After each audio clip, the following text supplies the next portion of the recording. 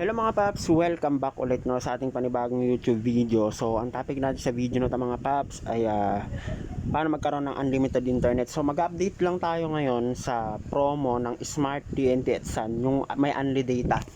Okay? So check natin kung may unli data pa rin ba ngayong 2025. Latest update sa mga naka-Smart TNT Sun. So tingnan natin kung may unli data pa.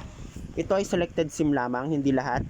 Alam kong binibigyan lang ni Smart TNT Sun ng ganito yung mga SIM na laging naloloadan, yung mga ginagamit natin, hindi yung kabibili lang, yung matagal na sa atin na SIM. Okay, so ngayon una-una, paano nyo mo malalaman na may unli data kayo?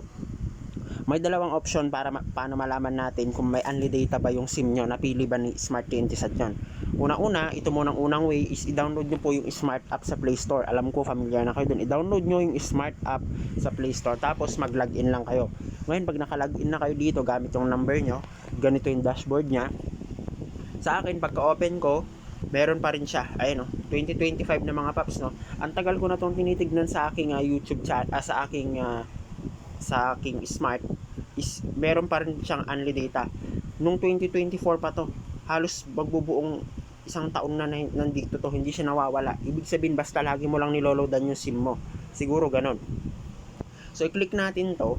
Kung makita nyo rito, naka-prepaid ako You're about to subscribe to Unli Data 225, valid for 7 days mga paps. So medyo mahal to, 225. Kaya kung ako sa inyo, i-click nyo lang po kapag itong WAIS hacks. Tapos click nyo lang itong don't miss out. Ayan, may panibagong option na lalabas, Unli Data 649, valid for 30 days. Kung ako sa inyo, ito na lang. Mas solid na to. Kung gusto niyo na pang mas matagal, longer unli, click nyo Unli Data for 30 days 649, Unli Data 1299 valid for 2 months, Unli Data 1949 valid for 3 months.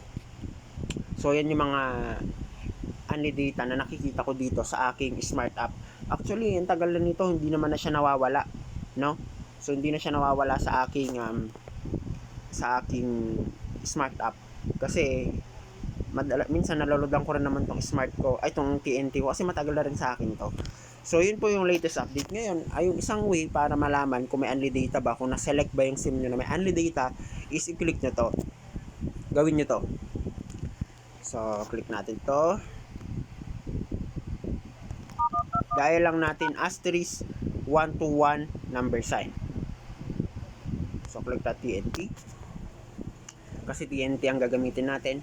Ayan, kung mapapansin nyo dito, meron akong unli data kahit sa dial. Kung hindi accessible sa inyo yung smart app, i-dial nyo lang asterisk 121 number sign, i-dial nyo lang. Dapat ganyan ang pagkakatype.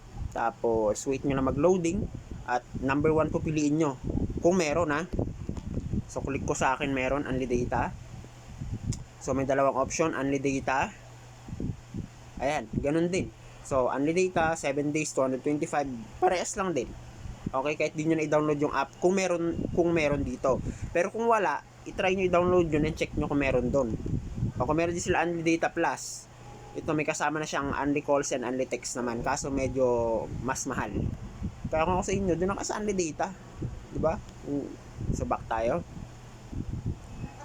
So, ayun.